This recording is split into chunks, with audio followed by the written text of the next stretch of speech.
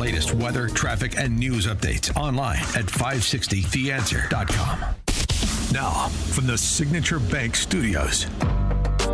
Only the biggest stories, only the biggest guests, and only the biggest opinions. This is AM 560, The Answer. Good morning, Amy Jacobson here. John Anthony in for Dan Croft. Hey. And you're not going to be here tomorrow with us. No. Ooh. I'll be back in doing Detroit's Morning Answer. All right. And then you get Good Friday off. I get Good Friday off. Thank goodness. Because you work 6 days a week. Yes. You're hard at it. Mm-hmm. That's what I appreciate about 2 hours a day and then 3 hours on Saturday, 4 to 7 p.m. Oh, my. Do you have a partner on Saturdays? Oh, no. No, I do all of it by myself. Okay. All 6 days. Well, a lot of people are wondering, could it happen here? We're talking about what's going on in Colorado with a bill that if you misgender your child could be taken away. Misgender your kid in Colorado and you might not ever see they, them, or again. State Democrats just advanced a bill that would allow courts to take away your kids if you misgender them. So if Tommy wants to be Tammy and you call him son, Democrats might take your kid at gunpoint like he's Elian Gonzalez. With more on this, let's welcome to the program, I believe first time, Chris Richardson. He is a Republican Colorado state representative for District 56. Do you know which one that is? No, we'll find out. I do not. No. Good morning, State Rep. How are you? I am doing well, Amy. Greetings from the once great state of Colorado. That intro you gave on the bill was dead on accurate. Things are going just a little bit crazy here, and it's incredibly disappointing. Well, who authored this bill and why? Obviously, it was a Democrat, but, you know. Yes, two of our most progressive, liberal, leftist Democrats authored it. It was not authored by our one transgender representative, but certainly well supported by, but just incredibly disappointing. I heard in the intro, I represent the central eastern plains of Colorado. Very, very conservative minded folks, definitely people that want to be left alone and just, work their farms and ranches, feed the cities, take care of their families, take care of their communities, and they don't want government interfering with parenting, and this strikes right at the heart of that. It sets up the courts to be weaponized against parents, and that's just absolutely wrong. Well, where does it stand right now? So currently, and I think because of all the national attention that it's received, it stalled. It passed through the House very rapidly. We were limited under what's called Rule 14 in Colorado to 2 hours of debate on a tremendously substantial issue. I mean, that leaves a little less than 2 minutes for each representative to kind of state their case on average. And then that was a Friday. They brought us in on a Sunday. We had argued two other bills that were actually related to public funding of abortion. And then they ruled 16, which is just cuts off debate. The measure was announced, and we moved directly to vote with no more conversation on third reading. And from there, it's gone over to the Senate. It was assigned to the Judiciary Committee there, but it has not been scheduled. And I do believe that's because of really the national and negative attention that this bill has received. Representative, I'm actually a former representative in the state of Illinois, and I'm sure Illinois, New York, and California are probably a little jealous of you guys, because this is normally where legislation like this begins. It begins in these very progressive and leftist states, because I just don't understand it. But so this bill defines misgendering as coercive control, but isn't there a danger in allowing emotional offense to be weaponized into legal punishment? Should hurt feelings override constitutional rights? Absolutely not. And sir, thank you for your service. Actually, if other states are jealous of this bill, they could absolutely have it. We don't here. But it steps on First Amendment rights. it steps on parenting. You're right. There is no freedom from offense defined in our Constitution. These are incredibly delicate and personal problems when families are dealing with it. These may be things that parents are struggling just to understand, to kind of chart a course and work with their child on, and to be able to, especially in perhaps a child custody issue, we see things weaponized against one parent against another that should never be, and this just brings it to a whole new level. Rep, I don't mean to cut you off. I'm sorry. No. Go ahead. It is your show, please. but I'm seeing a Trojan horse with this bill, because could this bill really be less about protecting people and more about creating a legal precedent to insert state ideology into every private home, courtroom, and school? I'm seeing a Trojan horse here. Yeah, and I think you're seeing that very clearly. Maybe distance gives you a better perspective on this because we're from Illinois, so we know this type of stuff. Yeah, and as you said, we've here in Colorado over the last decade or so. You had mentioned the state of California. We've had quite a few transplants move in. That's fine. Colorado's always been a welcoming place, but they're bringing the ideas that led to the ruin that they're fleeing in other states, and they're bringing it here. They're trying to remold Colorado into something it has never been, and they're using the power of government and the power of a majority to do so, and it's just so absolutely wrong. The number of calls, emails that I've received on this is tremendous, both from within my district, from outside of the district, from outside of the state. People see what's going on here, and it's absolutely wrong. This comes on the heels of some other unfortunate instances where the state has gone after Masterpiece Cakes, a baker who just has some sincere beliefs in what he will and what he will not apply his artistry to. That was, he was stomped all over within the state, and at the Supreme Court, the state was reversed, and yet we seem to be doubling down on issues like this in the state, much to the concern of I believe the majority of the citizens. The state house.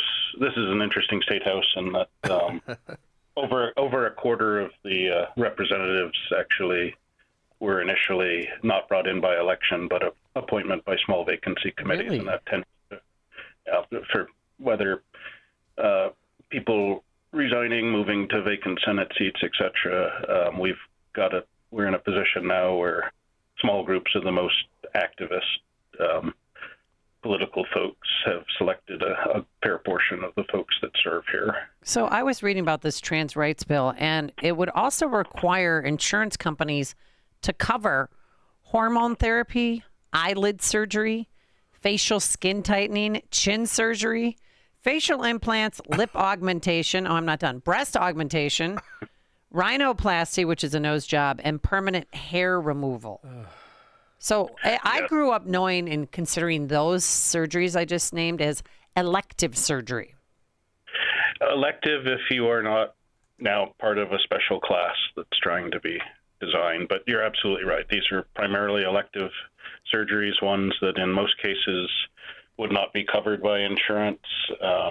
And perhaps most disturbingly, even during the short debate we had offered amendments to ensure that detransitioning surgeries were covered as well, and that was flatly refused. So this is definitely a one-way street in the majority's mind. So, there is absolutely no consideration that somebody confused or concerned or having other issues might realize that they've taken a long path and want to go back to the person that they were, and that's not acceptable for the majority.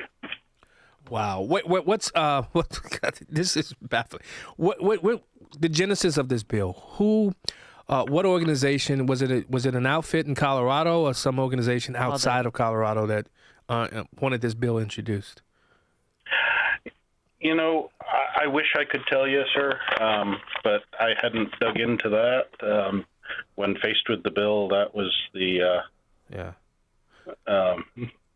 getting into the meat of it was what concerned me most. I know that during the hearings that were held in committee prior to, there was absolutely no input from family organizations. In fact, when one of my colleagues asked if there had been any stakeholdering done, any consultation done with folks that actually were not supportive, and one of the colleagues on the other side said flatly that would be like running a civil rights legislation past the KKK. Wow.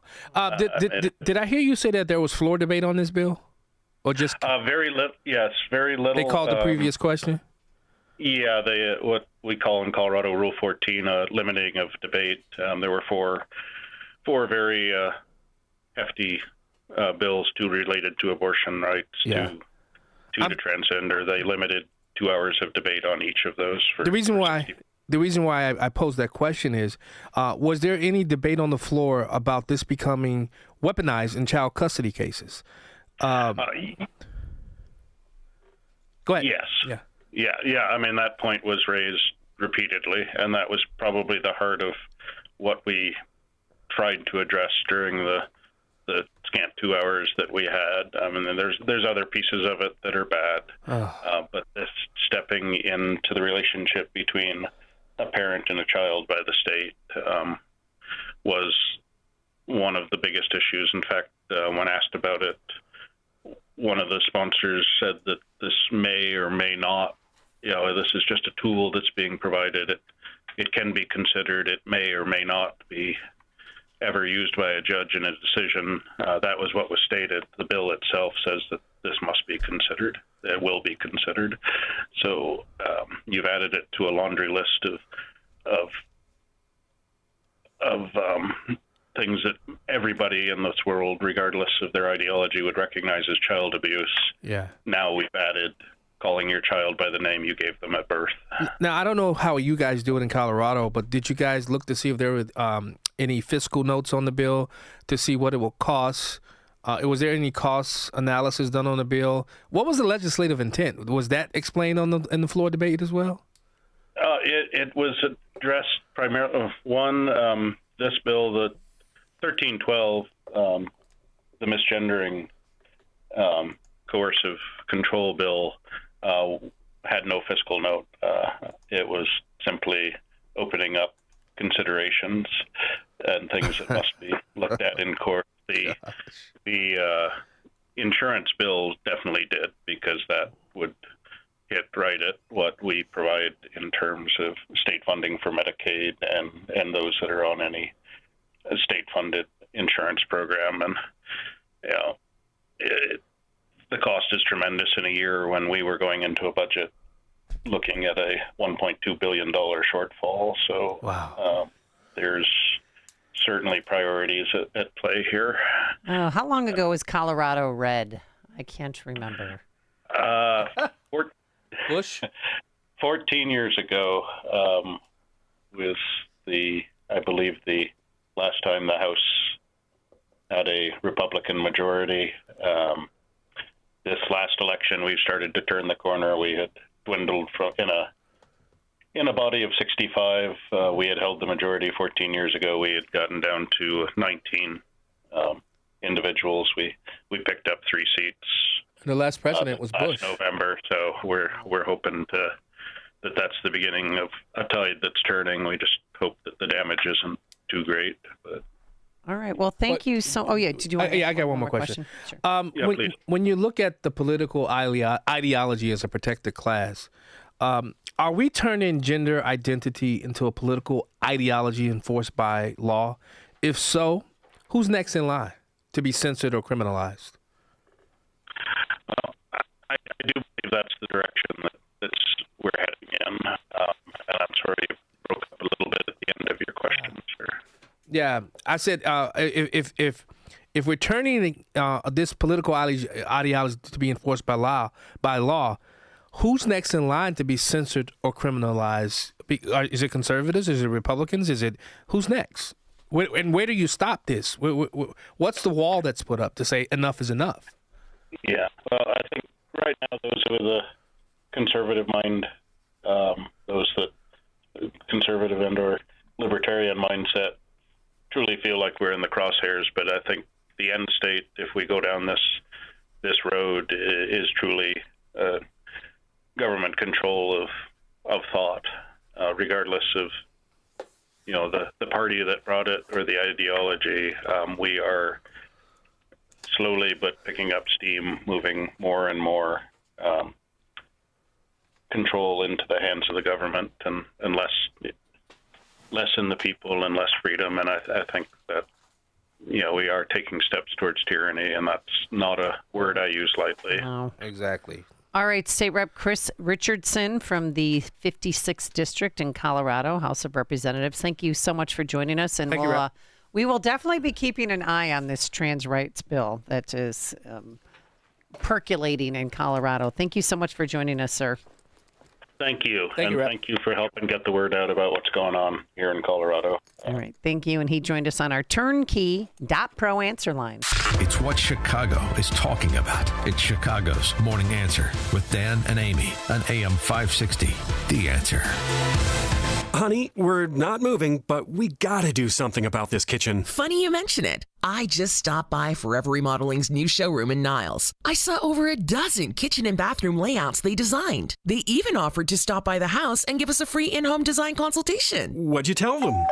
That we're free today? Visit foreverremodeling.com today. That's the number 4, everremodeling.com. Forever Remodeling, stress-free and high-quality remodeling. This year, Holy Week is the same week for Christians and Jews. Passover commemorates the great exodus of the Jews from Egypt. For Christians, Holy Week begins on Palm Sunday, April 13th, when Jesus rode a donkey into Jerusalem and crowds waved palm branches and cheered Hosanna, loosely, a praise of save now. Just 4 days later, on Holy Thursday, Jesus and his disciples took part in their last Passover together. This Last Supper is when Jesus was betrayed and falsely convicted. The next day, Good Friday, Jesus was hung on the cross and died. John 1:29, Behold, the Lamb of God who takes away the sin of the world. But wait, the story doesn't end here. Jesus was buried in a tomb, and on the third day, he rose from the dead. That's what Easter and the Christian faith is all about. Read Isaiah 53 and John's full account of his good news, a read that will change your life forever. Fox Valley Coins will be closed on April 18th in remembrance of Good Friday. Happy Easter from Fox Valley Coins. Patrick was way behind on his IRS taxes. I was in way over my head. The total amount ended up being somewhere just over $30,000. $30,000. Then the IRS came to collect. Started getting letter after letter. A lien had been filed against me. They were going to basically hang me completely out to dry. He had to do something. That's when I reached out to Optima Tax Relief. Patrick's life quickly got a lot easier. It was very easy, pretty much hands off. They picked up the ball and ran with it. And how'd it go? I couldn't believe it. I had to ask 2 or 3 times. I saved an incredible amount of money. How does Patrick feel about Optima? Couldn't be happier. They definitely helped me. Optima Tax Relief, the best place to call. They're the best in the business. Do what Patrick did and call Optima Tax Relief for a free consultation. Call 800-965-1433. 800-965-1433. 800-965-1433. Optima Tax Relief. Testimonial from an actual client. Some restrictions apply. For complete details, please visit OptimaTaxRelief.com. Living with chronic joint pain is like trying to get comfortable on a cactus sofa. Ouch! Nothing feels good. And forget trying to do the things you enjoy this spring, like golfing, hiking, tennis. Hi, Amy Jacobson here, and I want you to know something. Dr. Ashley Caravelli and the medical pros at QC Kinetics here in Chicago are on the case. I spoke to my